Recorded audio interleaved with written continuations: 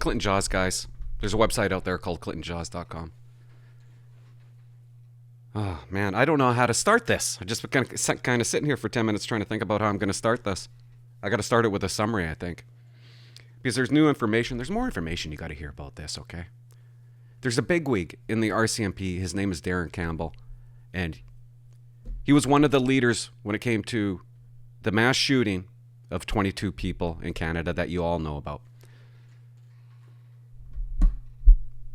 First of all, let's talk about Darren Campbell for a second. Don't go to sleep on me. Other police officers can't stop talking about this guy. Superintendent Peter Lapine, extremely competent police officer, he says. Former Deputy Commissioner Pierre Bourdois, can't say it. He has a solid reputation. Bob Polson, who doesn't like anybody. He says he's the best investigator he's ever seen, something like that, and highly reliable. This Darren Campbell, he should be the commissioner. From everything that I've been hearing about him, Tim Mills has said some great things about Darren Campbell. We're going to be talking about, I already did a video on this. Darren Campbell does a briefing to the media after the mass shooting. After the briefing, Brenda Lucki is very unhappy. The commissioner of the RCMP is very unhappy with Darren and Leah Scanlan because they didn't include the details of the firearms that the killer used. And Commissioner Lucki really wanted them to do that. Made mention that that's what she wanted them to do. Disclose the firearms information, the details. So Lucki has an interview with these people, Scanlan, Darren Campbell, and she's not very nice in the meeting. Okay, she says a lot of bad things. And shows her displeasure, says that she's very sad and disappointed and feels disrespected because they went against her. They didn't include the details of the firearms. Darren Campbell, everybody at the meeting said, well, we couldn't. There's still an investigation. How did the killer get the firearms? That's a separate investigation. We're obviously not going to divulge that to the media for obvious reasons I already said in a recent video that I did. I studied Darren Campbell's notes and I found something. And we're going to be talking about Leah Scanlan's letter to the commissioner. After the meeting, she wrote a letter, a pretty damn good letter to the commissioner of the RCMP. And we're going to talk about it. You got to see what's in it. Before I get to Darren Campbell's notes, I just want to say this word pressure, I don't like it. I don't like it. In the House of Commons, they're saying, people are asking, Blair, Trudeau, did you pressure Lucki into divulging the details of the firearms? And when they're asked, did you pressure Lucki? They obviously say no. Lucki said in the meeting to Darren Campbell that he promised Blair and Trudeau, the Trudeau government, that she would come up with a list of firearms and that they would divulge it to the media. And she felt disrespected when they didn't do that. She knocked them down, she put them down, she bullied them so they would. She was trying to convince them. Because according to Lucki, she promised her boss that she would get those details out to the public to help with Trudeau's gun legislation. That came out on May 1st. Something like that. My point is, everybody's using this word pressure. They're asking Blair, did you pressure the RCMP commissioner? They're asking Trudeau, did you pressure the RCMP commissioner? Obviously, they're going to say, no. That's the wrong question to ask. Plain and simple. Make it easy. Ask them, Blair, did you ever have a discussion with Lucki regarding the killer's guns? Trudeau, did you ever have a discussion with Lucki regarding the killer's guns? I just want to know if there is a discussion. Somebody's lying here. But they're not, because they haven't really been asked the proper question. That's what I've been watching. Let's get over the word pressure. Let's come up with some more terminology, because they're all seedy, right? All this entire government. If you don't ask the question perfectly, then they're just going to say no. It's funny, you know. Blair is saying, no, we didn't pressure her. Trudeau's saying, no, we didn't pressure her. And Lucki's saying, I didn't pressure Darren or Leah to provide the information. Get off the word pressure. We heard one side about this meeting that everybody had. Darren Campbell, a little bit from Lucki.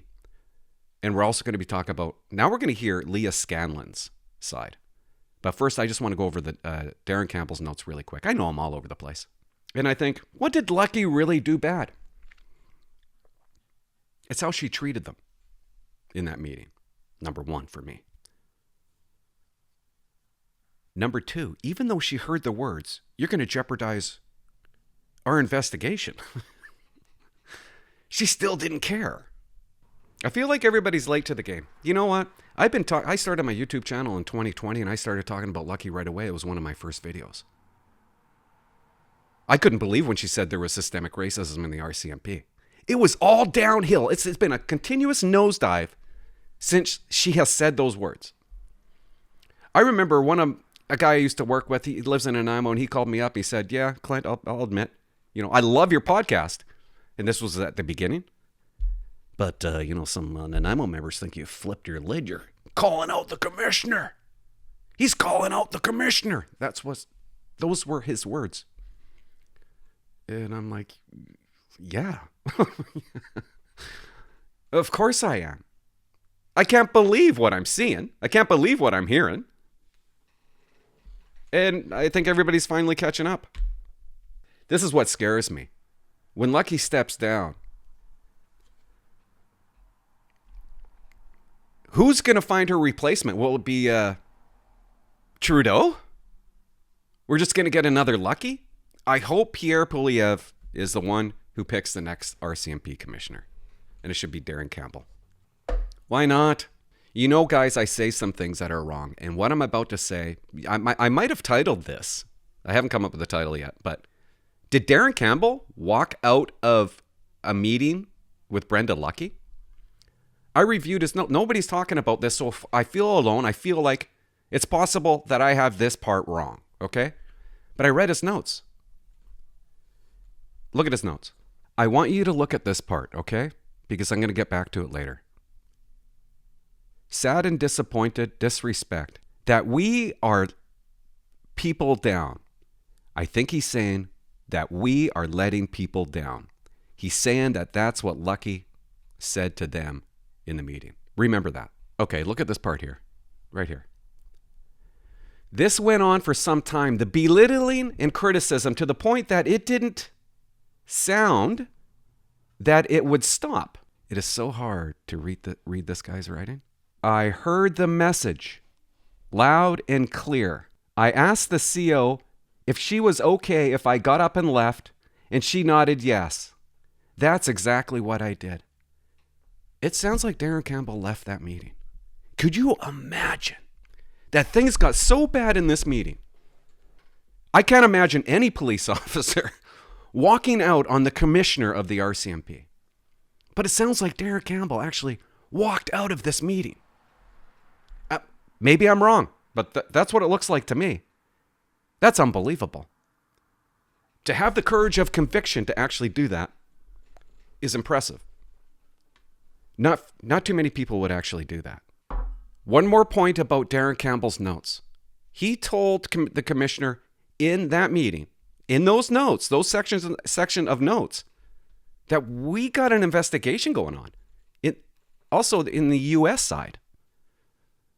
Obviously, we can't divulge the information of the firearms because that's what we're trying to get to the bottom of. How did Wortman get the firearms?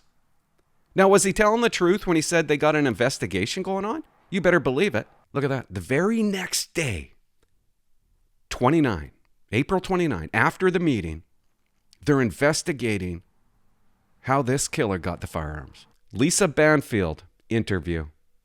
Lisa Banfield was the person that was involved in a relationship with the killer. 6 hours plus interview. We ended up knowing that Wortman got the guns from a guy named Neil Gallivan and Sean Connelug. Watch this. Look at this note. Firearms, Neil, LNU, which means last name unknown. So either the witness said to the police, I don't know, he got the guns from a guy named Neil, I don't know the last name, or they actually didn't know at the time Neil's last name. Now, if they would have released the information of the firearms, this statement here wouldn't be as effective. You want a witness to come out and say, a guy's named Neil. Oh, look at this, guys. Neil from Holton. Turns out Neil's from Holton. You want a witness to say, his name's Neil, he's from Holton, or these are what the guns were. These are the guns that Wortman bought. I seen the guns. That's what you want. That's why you don't give up information to the media, important information like that. But Lucki didn't care. And he was working on it. This is the next day after the meeting. Andrew Campbell even wrote down the name Sean. Now let's go to the main event. You got to see this. You got to see this. We've heard from Lucki. We've heard from Darren Campbell. Let's hear from somebody else who was also in that meeting. Leah Scanlan, civilian member in the RCMP. This letter is regarding a meeting you requested on Tuesday, April 28, 2020. Darren Campbell completed a lengthy press conference. It was to provide the victims' families, the public, and our employees with the facts that we're able to share at the time. Darren was exceptional, the best I've seen. Class, compassion, and courage. He restored a sense of pride within our membership and represented the force in a manner that we should hold as the standard. Listen to this. Following the conference, H Division management team gathered to acknowledge the incredible work that they've all been doing, but also reflect on the collective exhaustion we were experiencing as we recognized we had months of long days and sleepless nights ahead. They have this conference and they're starting to feel a little bit good about themselves. They're bonding, and that's what you need. They have the world on top of their shoulders. The trauma that they have just seen, have went through, are experiencing, the families that they have to talk to, it'll make you nutty. It'll make you crazy. And the last thing, you're trying to cope. And you have to cope without criticism. Unnecessary criticism. Because that'd be a little bit weird, wouldn't it? If somebody criticized you while you're trying to cope. You need support during that time. During this moment of reflection, I received a phone call. We all have to get together to have this incredible meeting with Commissioner Lucki. You know, I always talk about heroes. No, I don't. What am I talking about? I hate using that word. But I thought about it the other night. Like, what is a hero? I think it's a hero is somebody that faces trauma and then has to deal with that trauma. People that do things so other people don't have to do it, or people that do things that other people don't do. And right now they're going through trauma, okay? During this time, they're going through trauma. And they're trying to cope the best way they can because they've seen some horrific things. And it's not just them. It's the ambulance. It's fire. It's dispatchers. I'll get into that in a second. So you're going to have this meeting. The reason for the meeting was unclear. Although I thought maybe it might have something to do with guns, given I was asked if Darren could speak about the guns less than 2 hours before the conference was scheduled to take place. They could not be discussed publicly. I indicated in an email to Sharon that the caliber of guns would not be included in Darren's remarks. We made a commitment to the families of the victims that prior to any public release, we would ensure they were first informed to prevent them from being victimized by hearing new information in the media. Makes sense, doesn't it? The families have not been provided with any information related to the guns. She tells the commissioner in this letter, you personally attacked me. The work we had done and told us that you perceived our action as a blatant sign of disrespect. You didn't think our communications were strategic and believed that we had let the boys down. Sound familiar? Referring to the 2 young boys whose parents were brutally murdered in front of them. You spoke to us as if we didn't know what we were doing and were ignorant to government and public pressure. There were 2 boys during the mass shooting. Their parents were murdered in front of these 2 boys. Commissioner Lucki doesn't like what they're saying in the meeting. And she throws that out there, according to Leah. You let the boys down. These 2 boys are alive. Their parents are dead. She's telling this group that are trying to cope with the situation, the worst mass shooting in Canadian history. And the commissioner is saying, you're letting these young boys down. I don't care that it's going to ruin your investigation. You're disrespecting me. You're making me sad and disappointed. That doesn't work. well, you know what? I'm going to really hit you with something. You're letting those boys down. Could you imagine going through what you're currently going through? And then you have your boss tell you how terrible you are? Could you imagine that happening to you? For no good reason. What do you call that? Do you call that abuse? You informed us of the pressures and conversation with Minister Blair, which we clearly understood was related to the upcoming passing of the gun legislation. And there it was. I remember a feeling of disgust as I realized this was the catalyst for the conversation and perhaps a justification for what you were saying about us.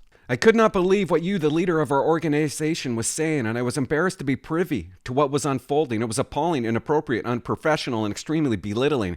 As the Commissioner of Canada's National Police Force, there is never an appropriate time or audience to be on the receiving end of what you felt it necessary to say. And what type of person talks like that? I could empathize with you and the challenges you were facing. I don't envy your position for a second. You know what? What does she do? Okay. What is she doing during all this? You guys are the ones that are working hard. And she obviously has a conversation with Trudeau. I'll get the details of the guns for you, for your legislation that he wanted passed. It's not even her. That's not even her position. And another thing, how does she, I don't know, maybe I'm stupid, but how does she know about Trudeau's legislation that he wants to pass? Obviously, because they had a conversation about it. She's not a politician, but that's what she's acting like. That's not her position. That's not her job. And you know what? You should envy her position. Everybody should envy. It's the easiest position. I don't know how people make a position so difficult. Really? Lucki sits. She sits on her ass and talks on the phone, eating chocolates, preparing for her next meeting. She's bored. She has nothing to do. I don't know how you screw up a position like that. Liberal, mind frame, ban guns, right?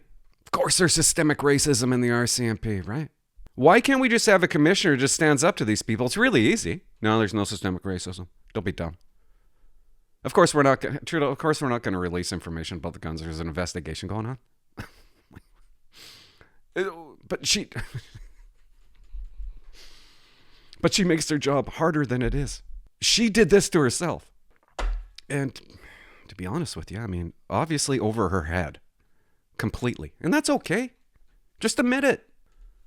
I remain shocked, though, at your inability to extend the same sentiment to a team of your people who are facing the largest mass shooting in our country's history. Yeah, why aren't you supporting these people? Instead, you support the Prime Minister.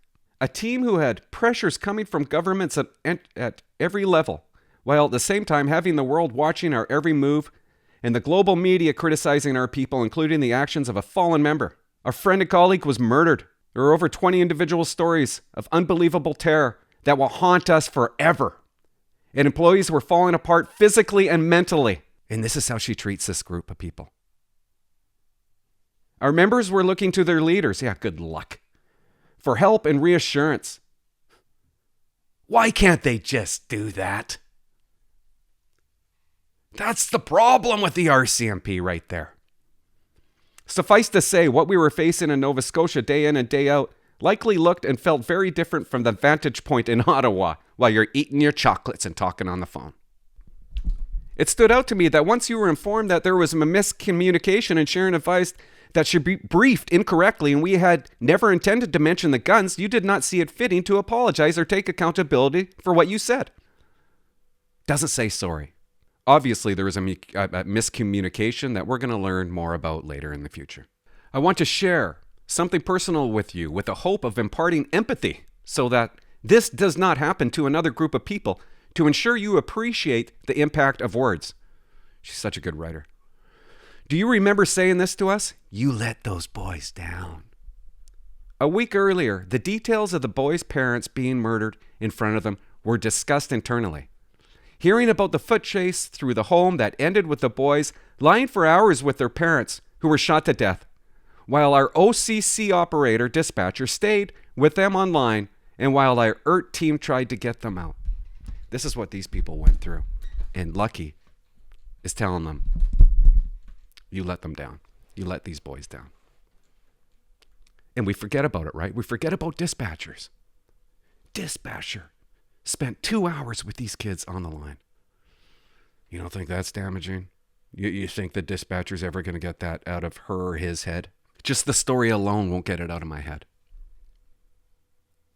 And the people that are dealing with it, you have your boss talking to you about how poor of a job you're doing, how terrible you are. To have anyone in the RCMP say that I let the boys down, there is nothing that makes that acceptable, especially that it was said by the person who by rank is at the top of our organization. It was a revealing moment, one where I realized we were not aligned. Our focus was on the families and on the boys, not on the legislation being passed on May 1st, 2020. Ma'am, the core values of the RCMP are only words on paper unless you live them and represent them. Now I'm going to say something that's not going to make too much sense to you guys. Okay?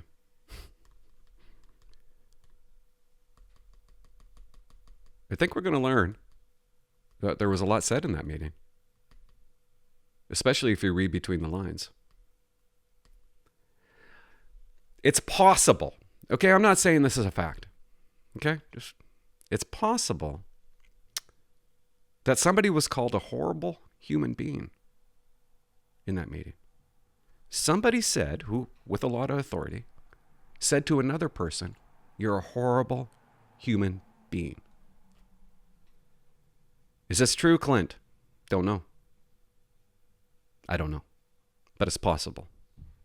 And if it's true, could you imagine what these people went through and being called that? That's chilling. I mean, that gives me goosebumps. It brings me back into this. Where's the empathy? You need to bring empathy back into the RCMP. Leah used the word terrible earlier, I thought. And it's possible those words were used in that meeting, terrible and horrible. And if it happened, if it's true, wow. What a way to talk to somebody like that to gain information.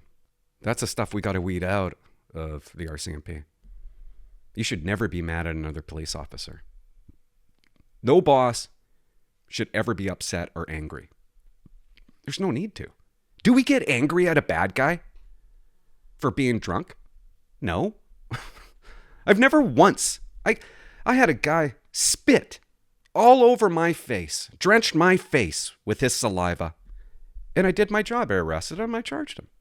Oh, didn't get mad. Yeah, I can see you getting a little upset in the middle of an arrest because you want to show some strength. You show strength through being upset, I guess. If I had to stretch it. But I never got mad at one of my employees. Maybe a friend, but never an employee. As a boss, why would I get mad? You have no right to get mad at anybody. And even a cop pulling over a civilian for speeding, he's got no right to be mad at you. Just write the ticket. But this is what we got to weed out of the RCMP. These people that really have no common sense. And they actually turn into bullies. And they're showing emotion like that. Showing such extreme emotion, tearing you down to gain some information that will help you out in the future. It's unbelievable. Look for more information to come out. This is just, I'm bored, guys. I'm retired. I sit around and I look at this stuff. It's interesting to me. This is very interesting to me. And you wait. There's going to be more information coming out during that meeting. And it's quite possible that Lucki effed with the wrong people. What's that?